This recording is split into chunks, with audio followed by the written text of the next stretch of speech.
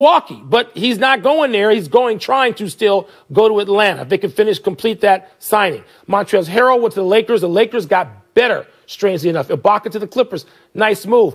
But I'm going to combine some things, Tony. Philly, Maury and Doc got Seth Curry, Danny Green, and Tyrese Maxey, shooters around the studs they already have. I'm going to go with the Philadelphia 76ers for offseason everything, even though that doesn't answer the free agency question specifically.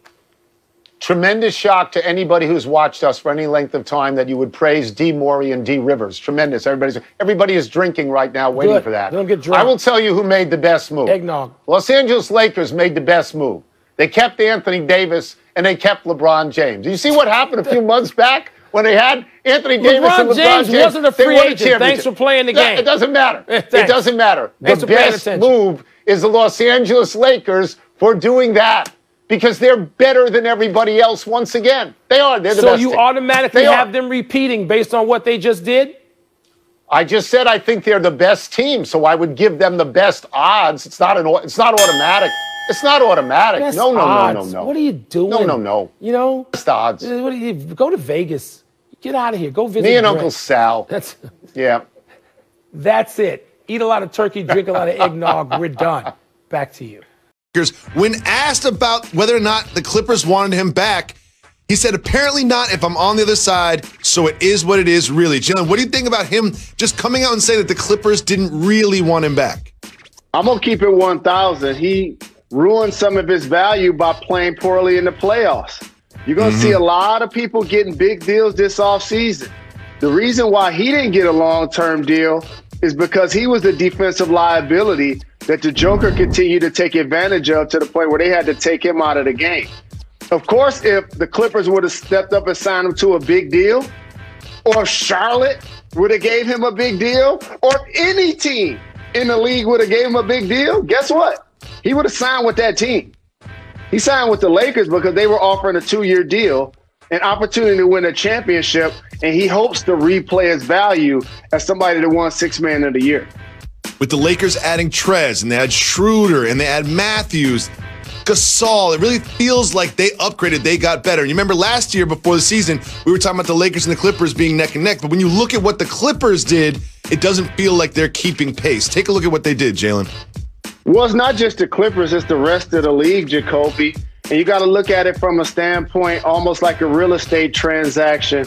The Los Angeles Lakers are a storied brand and a franchise that over the history of their team, if you look at some of the all-time great players like Wilt Chamberlain, Kareem Abdul-Jabbar, Shaquille O'Neal, LeBron James, Anthony Davis, none of those guys were drafted by the Lakers. They went to Los Angeles because, number one, it's a terrific franchise, but also because they wanted to be in L.A. It's just going to be more attractive than other places across the league. So for the Clippers, who plays in their building, eventually will get their own, they also had a really good offseason, Jacoby. They still have Kawhi and PG and Lou Will. Okay? They did a terrific job of adding Ty Lue as their head coach, re-signing Morris. The Clippers are the second best team in the Western Conference. It's just the Lakers are playing chess right now where everybody else is playing checkers, and LeBron James is doing a terrific job of making it unfair for everybody else to compete. Well, two things. The one thing that the Lakers and the Clippers have in common is they both have players from the Oklahoma City Thunder. Obviously, Paul George with the Clippers, and now Dennis Schroeder with the Lakers. Jalen, when you look at all of the players that the Thunder have acquiesced, coached up, and then lost, what do you think about their strategy this offseason? You remember when Philly was talking about trust the process? In theory, that's exactly what the Oklahoma City Thunder are doing. It's just nobody's giving it to a label to it. But here's what I want to make sure I point out. All of those draft picks, and Sam Presti is one of the best general managers in the game. The Oklahoma City Thunder are cost-cutting, if you ask me. Because if you look at over the last decade, they're not going to draft players better than Kevin Durant, Russell Westbrook, James Harden, Victor Oladipo, Paul George, Steven Adams, Dennis Schroeder. It's just not going to happen. It's not going to happen. They've been the best farm system that the NBA has seen. It's like, okay, Phoenix, we don't mind helping you out. We'll send you Chris Paul after he helped lead us to the playoffs.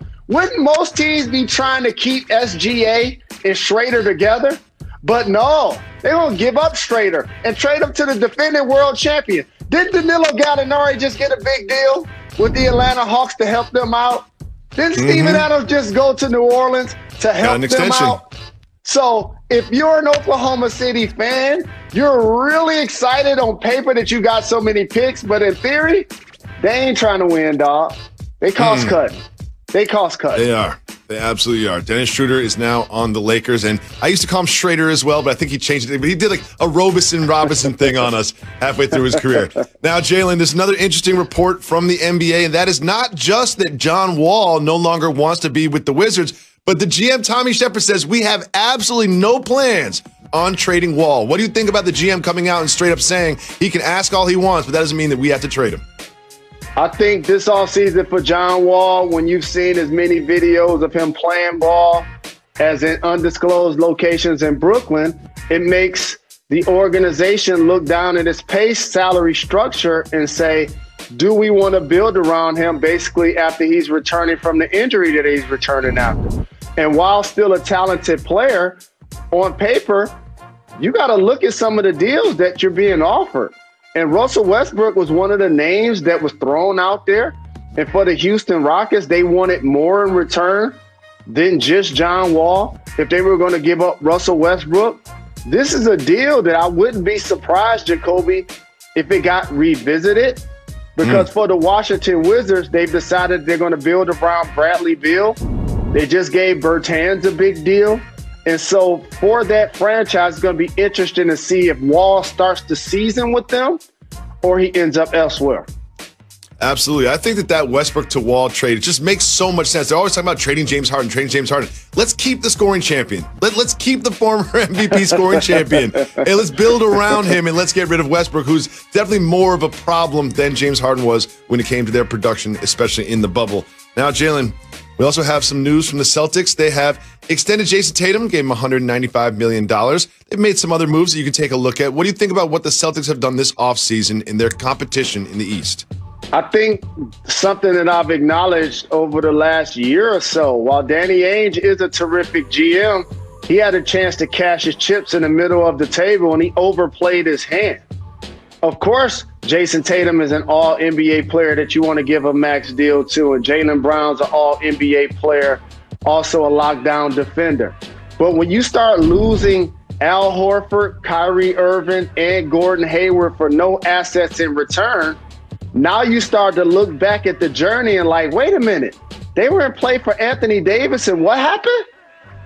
They were in play for Kawhi Leonard, and what happened? And so now who's going to be their starting bigs?